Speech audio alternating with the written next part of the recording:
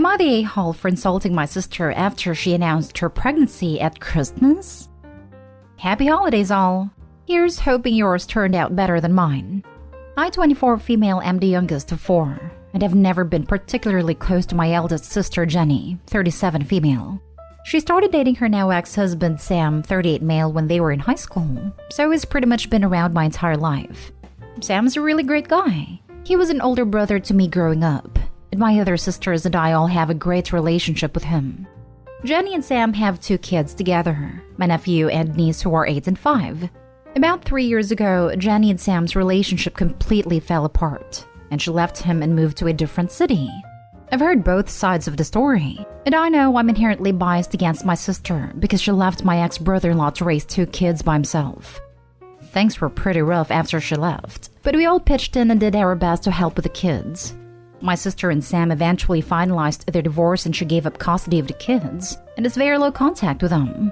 I know Sam blamed himself for her leaving because she had accused him of not loving her as much as he loved the kids, but the rest of my family were firmly on his side.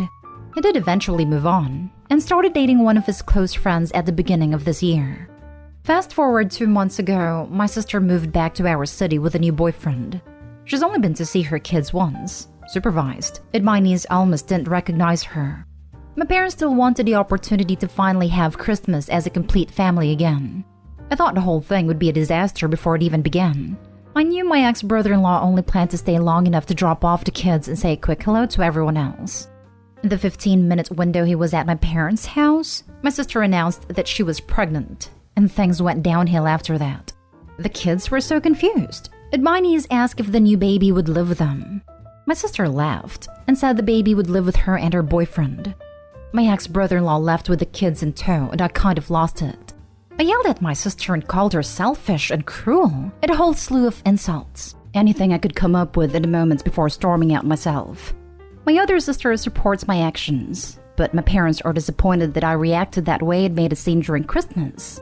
They're not demanding that I apologize or anything, but have me put on one heck of a guilt trip and want me to resolve things with my sister. I'm perfectly happy not being in contact with her given what she's put my niece and nephew through, but I do wonder if I reacted too harshly. Was I an a-hole? Now for the top comments. Not the a-hole. Your sister turned Christmas into a way to dunk on her ex and her own kids. The kids were so confused and my niece asked if the new baby would live with them. My sister laughed and said the baby would live with her and her boyfriend. This is the worst part. She told her own kids that their half-sibling wouldn't be staying with them and then laughed at them. She's cruel and heartless. Definitely not the a-hole. Seriously, how terrible of a person do you have to be to rub it in your own young children's faces that this new baby's wanted and they aren't? My heart breaks for those poor kids. OP not the a-hole. The fact that her children automatically assumed that the baby would stay with them, as though it's normal for mom to have kids and leave them. My heart truly hurts for them. Not the a-hole. She was cruel to her kids for literally no reason. Watch her in 25 years ranting about none of my kids care about me, and playing victim when she obviously couldn't care less about them now that they need a mom. Not sure if she was intentionally trying to hurt the kids because I don't think she ever properly loved them, and doesn't even realize how much of an issue that is. She was definitely trying to rub it in my ex-brother-in-law's face, and didn't care about them being collateral damage. I don't know which is worse, to be honest. I obviously haven't spoken to her since Christmas Eve, but I'll be visiting the kids later today. I just hope they'll get through this and know that none of this is their fault. I'm sorry to say that level of carelessness that despite she has for her ex, to the point of hurting her own children, makes it better that she maintains no contact with them. It would probably be better for your brother-in-law to maintain full custody. You'd even go back to court to make sure she doesn't have access to them. Her behavior is cruel and damaging.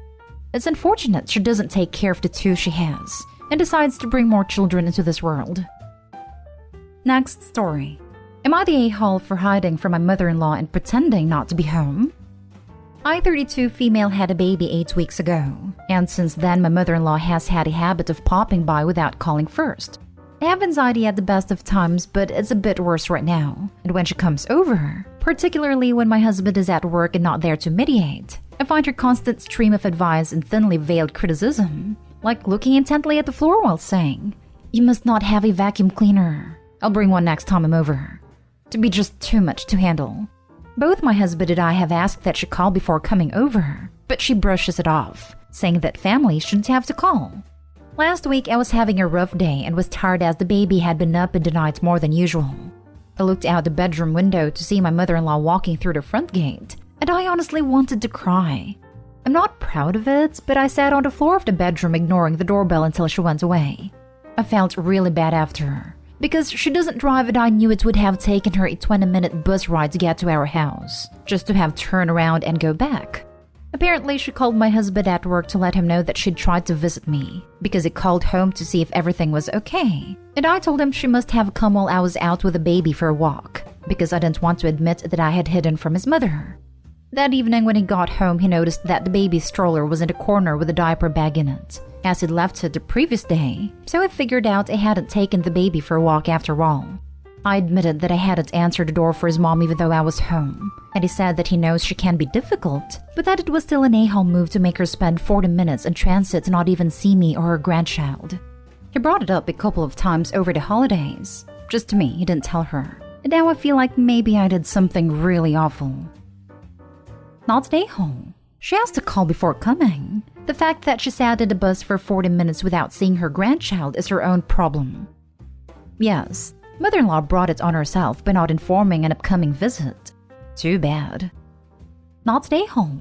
It's extremely rude to keep stopping by without asking. You should come to her house at a very bad time for her, like a very early morning or while she is busy, and say that family shouldn't have to call to come over. Does your husband help with the baby at night? Thank you. He does sometimes, but we agreed that since I'm on maternity leave, I'm in Canada so I get a year off, and he's still working, I will handle the majority of the wake-ups. When we had a really bad week, the baby had colic. He handled the wake-ups until midnight so I could get a few hours of sleep. Please think about changing this. You need sleep to be a great mom, and so maybe once or twice a week if you can handle wake-ups, it will give you back some sanity. Also, not stay home. Mother-in-law is being a judgmental pain, and it's the last thing you need right now. Your husband's got to back you up on this one. Call before you come and make sure we are okay with you coming over. If you don't, you will be turned away. Your presence is not good for mom and baby, especially when you're critical. When you do come, you have to cut that crap out. And if you can't, then better you not come. Not stay home. And I would tell your husband you will do that each and every time she comes by without calling and getting your expressed permission going forward. It's completely unacceptable for her to show up at anyone's house without calling and confirming they're okay with it, especially that of a new mother. Beyond that, I would maybe start responding to her passive-aggressive comments bluntly. In your example, I would say, "Great, then when you bring a vacuum, you can vacuum next time I agree for you to come over. That's such a great gift, mother-in-law, for you to willingly vacuum our home." Alternatively, you can say, "I would appreciate no comments about the state of my house, especially when I did not agree to you coming over." Overall, get your husband to be aware you will do this going forward, and he should let his mother know that this is the course of action that you both will be doing. Next story is titled, "Am I the a-hole for agreeing to have my family visit for a week after my wife gives birth?" My wife 23 and I 27 are expecting. She's due this month, and things have been a bit intense recently with her being extra hormonal. We live in a different state than my family, so my wife and I couldn't visit for Christmas. My parents were calling to continue complaining about us not spending Christmas with them, and demanded I make it up for them. I said I was open for any suggestions they had, and they suggested they come stay with us for a week once the baby is born. That way they could spend time with us and the baby as well. I thought, why not? That seemed to be a pretty good suggestion, since it's been months since we've seen each other, so I told them to go ahead and made the invitation official. This morning, my wife was talking about her plans once the baby's here, and that's when I remembered my conversation with my parents. I immediately told her that I agreed to let them over for a week once the baby is born, to make up for the holidays we missed with them. She first looked shocked, then freaked out at me saying I shouldn't have invited them just like that without talking to her first. I asked why not, since she loves them and loves being around them. But she explained that my family can be a lot of work, and having them as guests while caretaking for a newborn is the last thing she wanted. I told her it was no big deal, besides that we could use help if she thought about this way, but she lashed out on me about how the first few days of the baby's life is essential time for bonding and being intimate, and I just took that away from her by inviting my parents and invading her space. I argued that she was being melodramatic right then, because my family are decent people, and I'm pretty sure they'll make this experience a lot more warmer. But she still disagreed, and said if my family were decent, then they wouldn't have accepted my invitation. I clarified to her that I did not invite them, and this was in fact a suggestion made by them, and I just agreed after they complained about me missing spending the holidays with them. She went off on me demanding I call them and cancel everything I planned with them, but I thought that was unacceptable since she did not give a good enough reason for me to do that. And besides, my parents can help, but she still denied that being true. She's gone radio silence for the rest of the day and is acting like my family are somehow making her uncomfortable, though they're not the judgmental or intrusive type, and are just about spending time with each other. Am I the a-hole?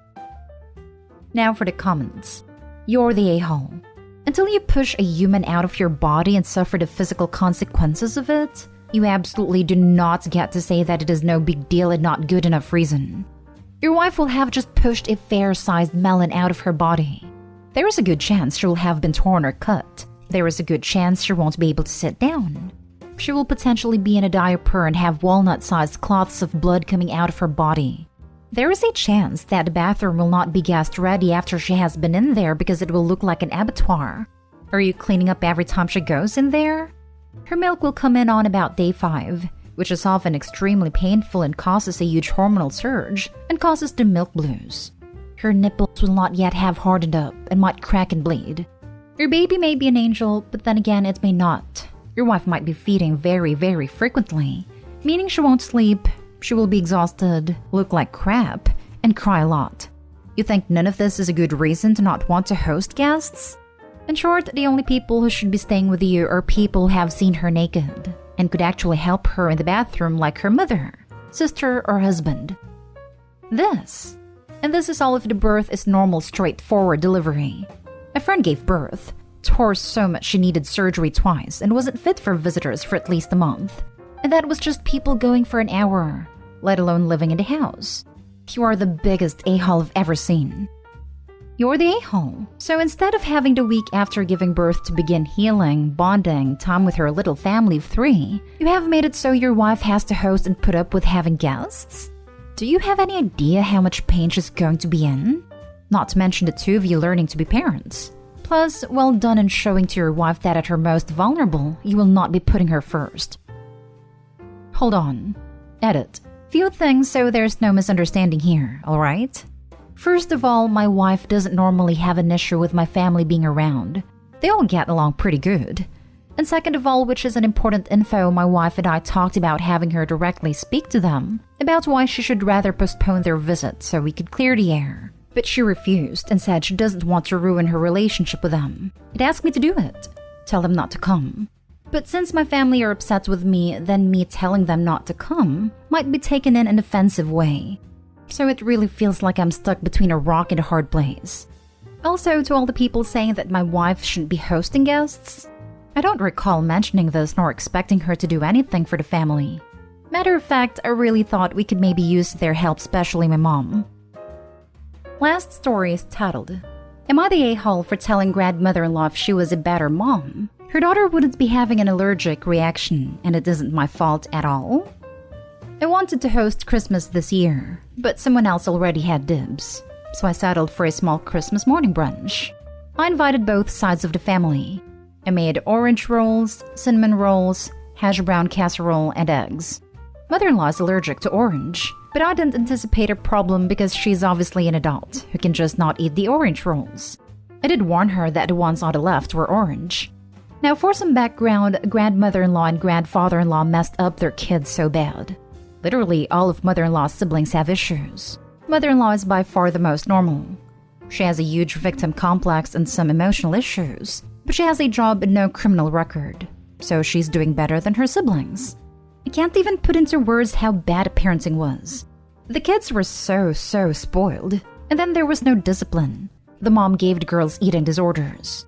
Mother-in-law's sister really bullied her growing up. Grandfather-in-law let his crazy mom come around and spew racist crap. There was zero accountability. For example, mother-in-law drove a car into their house when she was 19 because she had been drinking. And they were just like, meh, and bought her a new car. So on Christmas Day, mother-in-law's sister decided to rub orange frosting on her arm as a prank. It gave her a rash. Mother-in-law immediately began moaning about how we all hate her and bringing up drama from years ago.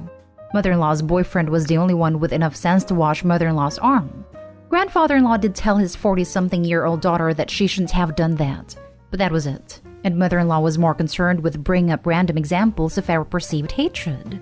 Also, I know it is dangerous and a non-severe allergy can turn severe, but it was just a rash and mother-in-law was okay. Grandmother-in-law cornered me in the kitchen and said I was irresponsible for serving orange rolls when I know her daughter is allergic. She said I should have thought more about the family that I failed as a hostess. I was just sick of all of them and told her that she failed as a mother, and her middle-aged daughter shouldn't be using an allergen to prank someone. I said she's the reason her kids all have such severe issues. She's the reason the family's a mess, and I won't take any responsibility for serving orange. Grandmother-in-law cried and ended up leaving early, and 2 of mother-in-law's siblings left and refused to speak to me. Why do you want these people in your life? Honestly, I'm not even going to make a judgment here. I just want to know if Opie is even happy. Everyone sucks here. Obviously, the prank was horrendous and the sister is a massive a-hole for it. You're an a-hole though, because orange is such an easily avoidable allergen. Why would you have it at a meal that excludes someone? Sure, something more common could be harder to avoid, like dairy. But orange? You didn't need to include it. There were plenty of alternatives and orange is a common Christmas flavor. You even decorate trees with them in some countries. As someone with food intolerances, I find it annoying when people twist themselves into knots to avoid serving anything I can't have, instead of just providing me an alternative and trusting me as an adult to feed myself correctly.